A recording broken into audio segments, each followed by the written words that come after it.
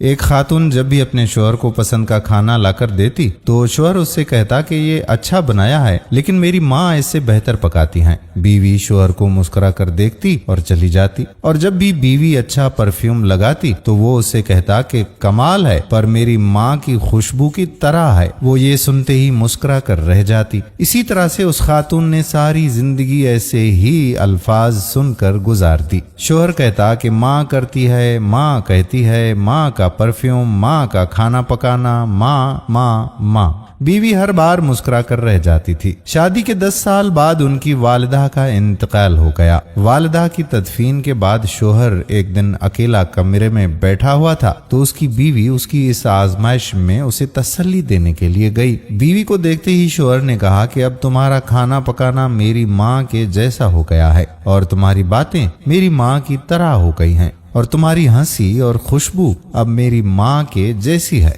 بیوی مسکرا کر بولی کہ جناب وہ بھلا کیسے؟ شوہر نے کہا کہ میں نے تم سے 27 سال کی عمر میں شادی کی تھی اور ہماری شادی کو 10 سال ہو چکے ہیں اور اب تم میری ماں جیسی سوچ رکھنے لگی ہو۔ بیوی کہنے لگی کہ آپ ریاضی کے پروفیسر ہیں، پھر بھی آپ کا حساب پورے کا پورا الٹ ہے۔ شوہر نے کہا کہ میرا حساب الٹ وہ کیسے بھلا؟ بیوی کہنے لگی کہ میں جب تک زندہ ہوں آپ کی ماں کے بالکل برابر ہو ہی نہیں سکتی۔ ان کے 53 سال میرے 10 سال کے برابر نہیں ہو سکتے، اور جس کے قدموں کے نیچے جنت ہو میں ان کے برابر ہو سکتی ہوں۔ خاوند جذبات سے رو پڑا، اس کے آنسو بہہ نکلے۔ کہنے لگا کہ کیا تمہیں کبھی میری ماں سے تشبیہ دینے کی تکرار سے کوئی پریشانی نہیں ہوئی جیسا کہ دوسری عورتوں کو اکثر ہوا کرتی ہے؟ کیونکہ میں ہر کام میں ماں کو یاد کرتا، ان کی تعریف کرتا رہتا تھا۔ بیوی نے کہا کہ نہیں جناب، بالکل نہیں، بلکہ معاملہ جو ہے اس کے بالکل الٹ ہے۔ خاوند نے پوچھا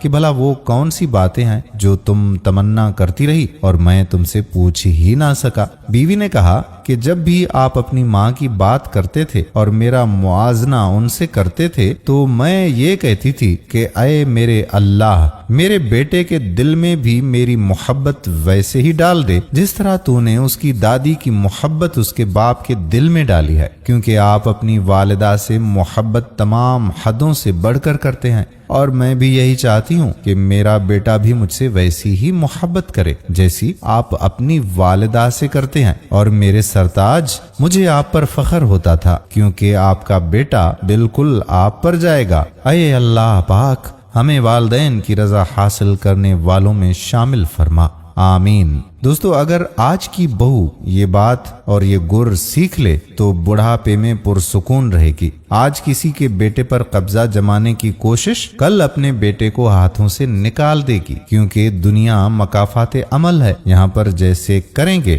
ویسا ہی بھریں گے۔ اللہ تعالیٰ آپ تمام پر اپنا رحم فرمائے اور آپ کے والدین پر خصوصی کرم فرمائے۔ جن کے والدین حیات ہیں اللہ تعالیٰ ان کو لمبی زندگی اور صحت عطا فرمائے، اور جن کے والدین اس دنیا سے کوچ کر گئے ہیں اللہ تبارک و تعالی ان کی مغفرت فرمائے، ان کے درجات بلند فرمائے اور ان کی قبروں کو تا حد نظر وسیع فرمائے، اور آپ بہن بھائیوں کے والدین کے صدقے اللہ تبارک و تعالی میرے والدین کی بھی مغفرت فرمائے، آمین۔ دوستو، امید کرتے ہیں کہ ہماری آج کی ویڈیو آپ کو ضرور پسند آئی ہوگی اور اپنے دوستوں کے ساتھ اسے شیئر بھی کریں گے۔ کمنٹس میں بتائیے گا کہ آج کی ویڈیو آپ کو کیسی لگی۔ آنے والی ویڈیو تک آپ کا اپنا میزبان قادر بخش کلہوڑو آپ سے اجازت چاہتا ہے۔ اللہ حافظ۔